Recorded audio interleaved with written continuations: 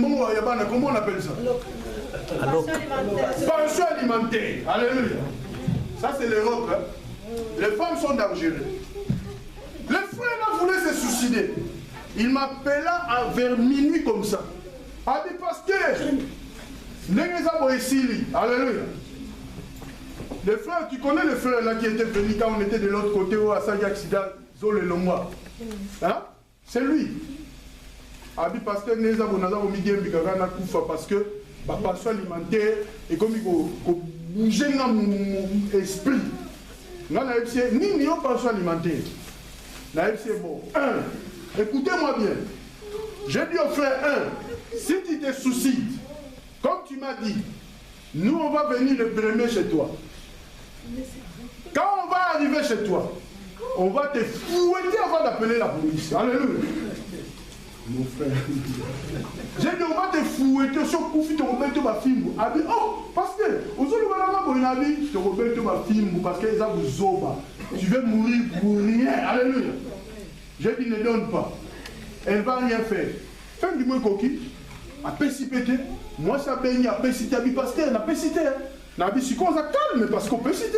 Oh oui, on a calme. N'a dit, comme il y a calme, c'est ça qui compte. Qui compte. Tu ne te soucies pas, tu es calme. Afin de calme, moi, si on va bien avec ce soutien. Et puis, pension alimentaire, c'est quoi? Alléluia. Fini le pension alimentaire. Quand il dit que, ah, pasteur, conseil, il dit, bah, conseil, tout. Alléluia.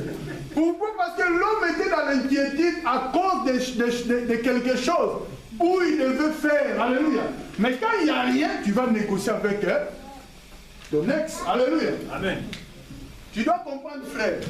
Ça sont des exemples que nous vivons dans ce monde. Mais la Bible nous dit, ne vous inquiétez de rien.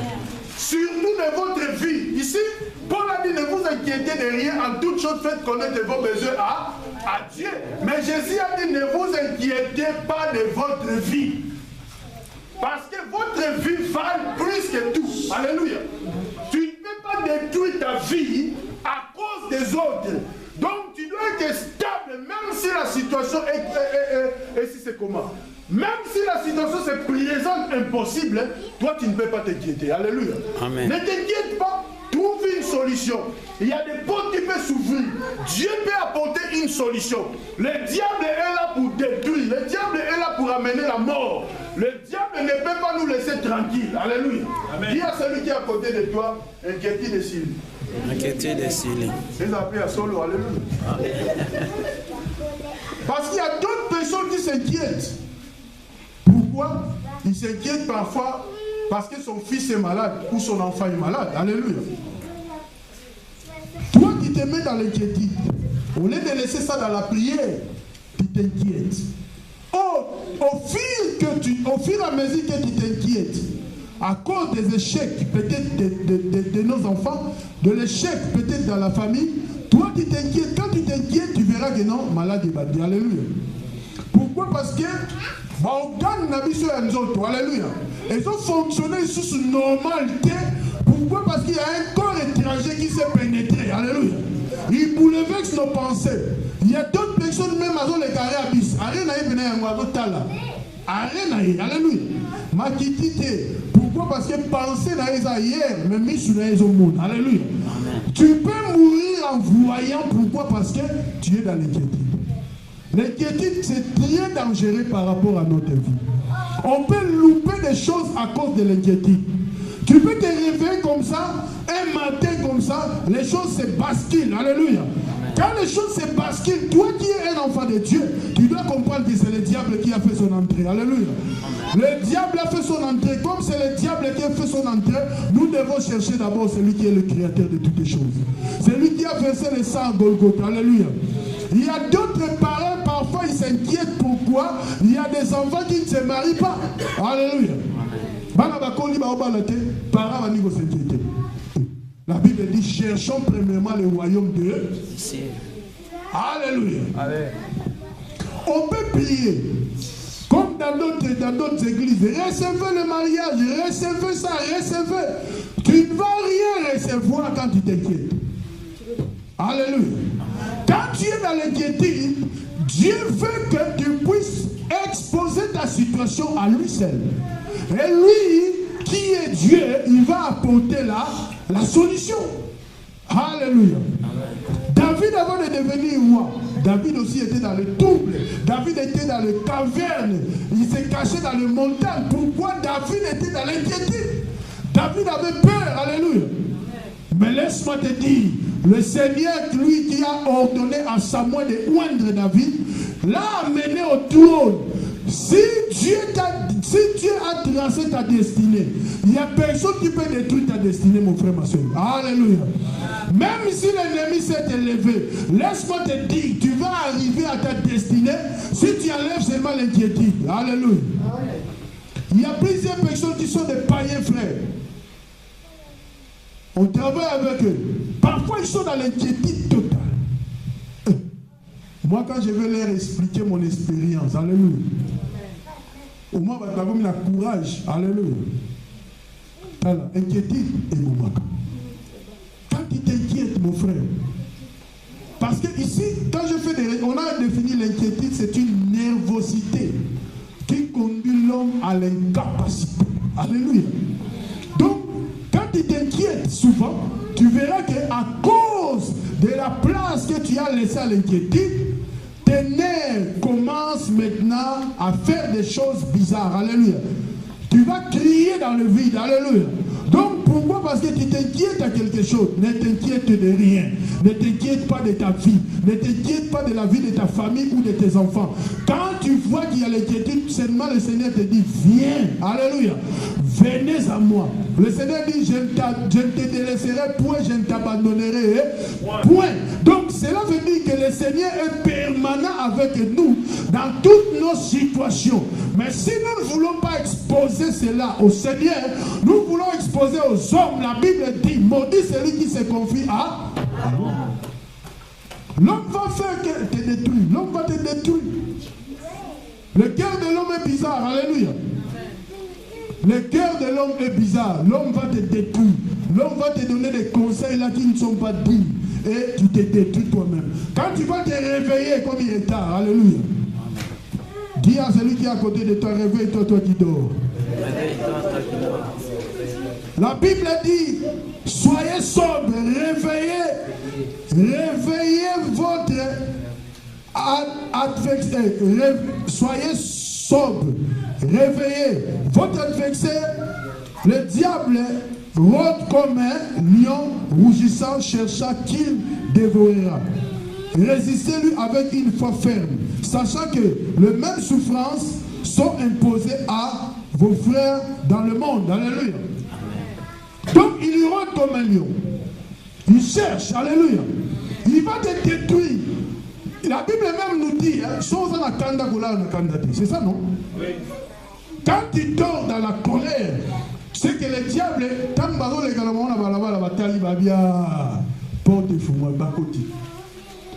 ils vont entrer, quand tu vas te réveiller, tu pries, alléluia. Comme tu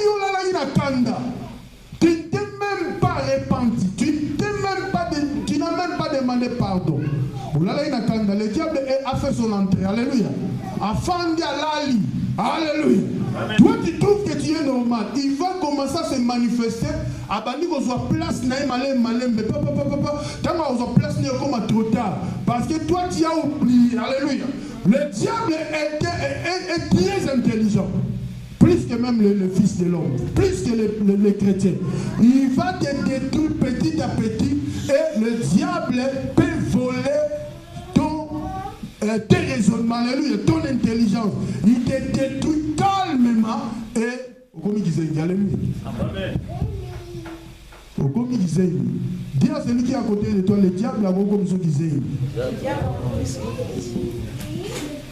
Psaume 13, alléluia.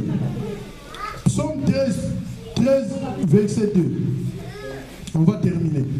Psaume 13, verset 2. 13, verset 2. Ah, 13, verset 2, Psaume 13, verset 2.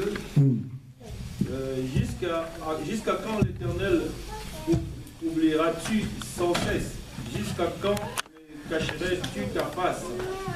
Jusqu'à quand aurais-je des soucis dans mon âme?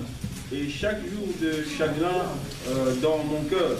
Jusqu'à quand mon ennemi s'élèvera-t-il contre moi? Continuez. Regardez-moi, Éternel, mon Dieu, donne à mes yeux la clarté, afin que je ne m'endors pas du sommeil de la mort. Amen, amen. Donc là, c'est maintenant, c'est David, alléluia. David était dans l'inquiétude. Tellement qu'il était dans l'inquiétude, David a compris. David, il était roi, mais il était aussi prophète. Alléluia. David a compris directement, il a commencé à exposer sa situation à l'Éternel. L'Éternel, jusqu'à quand m'abandonnerai-je? Jusqu'à quand? Souviens-toi de moi, je suis dans le souci. Est-ce qu'on se comprend? Donc cela veut dire que Paul, quand il nous dit que dans toutes choses, faites connaître vos besoins à Dieu. David déjà, quand il a l'inquiétude, il cherche Dieu. Quand il a l'inquiétude, il expose sa situation à Dieu.